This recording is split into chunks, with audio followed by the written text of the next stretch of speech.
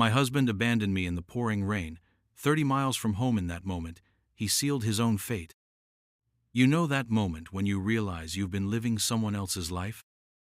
Mine happened at 11:47 p.m. on Highway 47, standing in a thunderstorm wearing a beige dress that made me look like wet cardboard. But let me back up. Marcus and I had been to another one of his company dinners, you know the type, where everyone pretends the salmon doesn't taste like rubber and makes small talk about market trends. I'd spent 2 hours getting ready because Marcus had this thing about me looking appropriate for his colleagues. Not the red dress, Sarah, too attention-seeking. Should have been my first clue, honestly. So there I am, making polite conversation with Mrs. Henderson's boss's wife when she mentions how tired Marcus looks lately. Sweet woman, genuinely concerned. And me? I thought this was just normal chit-chat. Oh, he's been having trouble sleeping, I said, cutting into my overpriced fish. Ever since his drinking habits changed, it's been affecting the whole household. The words just slipped out. I wasn't trying to spill secrets, just that when you live with someone who goes through a bottle of substances every few days, it becomes this elephant in the room you mention without thinking. Mrs. Henderson nodded sympathetically and changed the subject to her daughter's college plans, but Marcus saw everything. The car ride home started with that dangerous kind of silence, the kind that feels like walking through a minefield blindfolded. Marcus's knuckles were white on the steering wheel, his jaw doing that twitchy thing that meant trouble.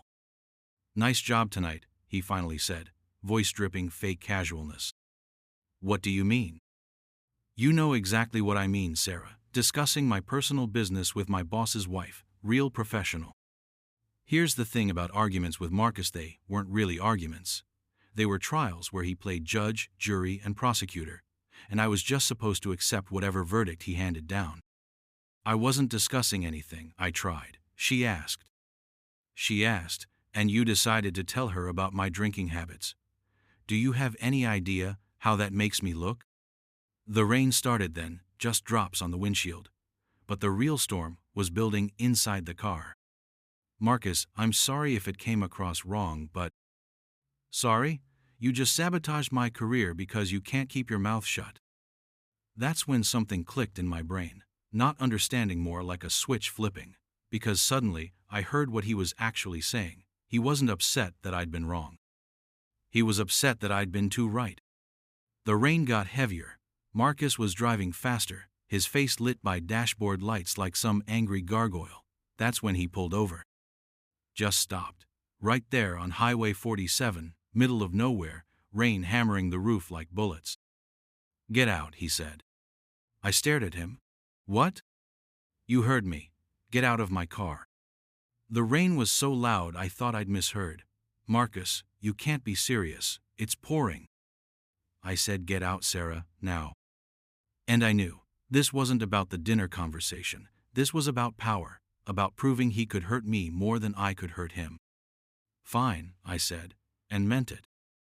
I grabbed my purse and stepped into the storm. The rain hit like a slap, soaking through my dress instantly. I stood there in his headlights, water running down my face, and watched him drive away. The weird thing? I wasn't scared. I was furious. I pulled out my phone and scrolled through contacts. Who do you call when your husband abandons you on a highway? Then I saw Jake's name. Jake from yoga class. Jake who always asked how my weekend was and actually listened. Jake who'd been dropping coffee date hints for months while I politely deflected because I was married, loyal, stupid. My finger hovered over his name. Was I really going to cross this line? I thought about Marcus's taillights disappearing and pressed call. Sarah, it's almost midnight. Is everything okay? Just hearing his voice, concerned, not irritated, made something loosen in my chest. This sounds insane, I said, teeth chattering, but I'm stranded on Highway 47 in a thunderstorm and need help. Send me your location. I'll be there in 20 minutes. No questions, no lectures about working things out with my husband, just help. While I waited under a flickering street lamp, I had one of those crystal clear moments. This wasn't the first time Marcus had abandoned me somewhere. Wedding when he argued with my uncle. Target parking lot after a fight. leaving me with groceries in 95-degree heat. Airport forgotten pickup because he was mad about something I'd said. But I'd always made excuses. He was stressed, frustrated, didn't mean it. I was too sensitive. Standing in that rain, I realized I'd been gaslighting myself for years. Jake's pickup appeared through the storm like salvation. He jumped out, not bothering with an umbrella, and wrapped his flannel around my shoulders. Jesus, Sarah, what happened? Looking at him, hair getting soaked, work boots getting ruined, caring more about my comfort than anything else I said, my husband happened. He drove me to Emma's place because I couldn't face going home.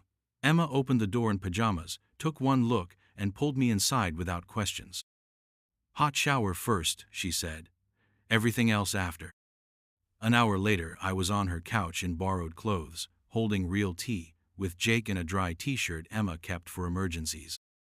We talked until 5 a.m., dissecting my marriage like archaeologists examining ruins. When's the last time he made you laugh? Jake asked. I opened my mouth to answer and couldn't. Not couldn't remember when, couldn't remember if he ever had. That's when I started crying. The ugly, snotty kind that comes from finally admitting what you've been lying to yourself about. Next day, I called in sick and went to a lawyer. Margaret Chensharp, woman with kind eyes and a handshake that meant business. Abandonment is grounds for divorce, she said, after hearing everything. Do you have access to financial records? That afternoon, while Marcus was at work, I gathered every document I could find. Bank statements, tax returns, credit cards. Felt like a detective in my own life, depressing but thrilling. That's when I found the smoking gun. Transfers to unknown accounts, cash withdrawals that didn't match our budget, restaurant and hotel charges on days Marcus claimed to be working late. A whole secret financial life I knew nothing about.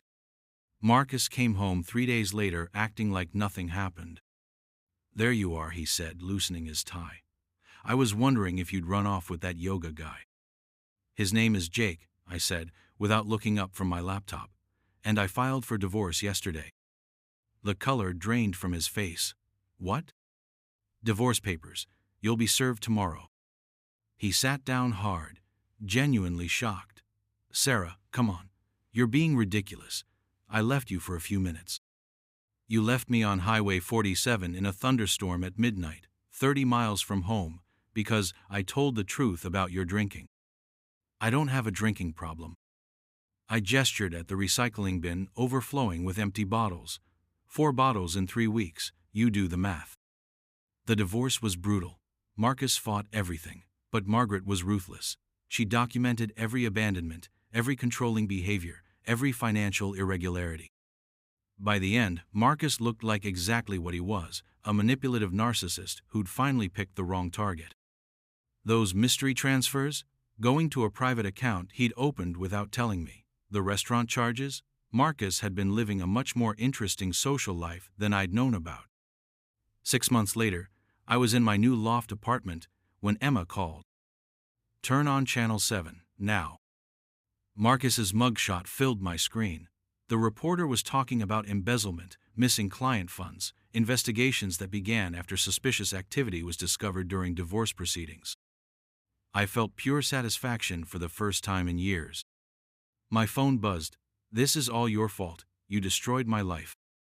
I typed back. You're right. I am happy. Thanks for asking. Then blocked the number. Next morning, Jake showed up with coffee and fancy pastries. We'd been taking things slow, nothing rushed, nothing desperate. Just easy, like relationships should be when both people actually like each other. Heard about Marcus, he said, settling on my couch. Karma's got perfect timing, I said, curling up next to him. Or maybe some people just dig their own graves. I thought about that night on Highway 47. Marcus thought he was teaching me a lesson, proving his control. Instead, he showed me exactly who he was and forced me to figure out who I was underneath years of compromise and self-doubt. You know what's funny? I told Jake. If he hadn't left me there, I never would have called you, never would have realized I deserved better. And I never would have played knight in shining armor with a rusty pickup. Some night, you looked like you'd wrestled with a lawnmower. That flannel shirt was lucky though. Wore it on our first date. That was 3 months later, and you wore a button-down. Details, Jake said, kissing my head. Point is, sometimes the worst thing that happens is exactly what you needed. Outside, gentle rain started, not the apocalyptic storm that changed everything. I was warm, dry, exactly where I wanted to be. Marcus learned his lesson from a prison cell. I learned mine standing on Highway 47, finally understanding that sometimes you have to lose everything to figure out what's worth keeping. Sometimes the person who thinks they're sealing your fate is just opening the door you were too afraid to walk through.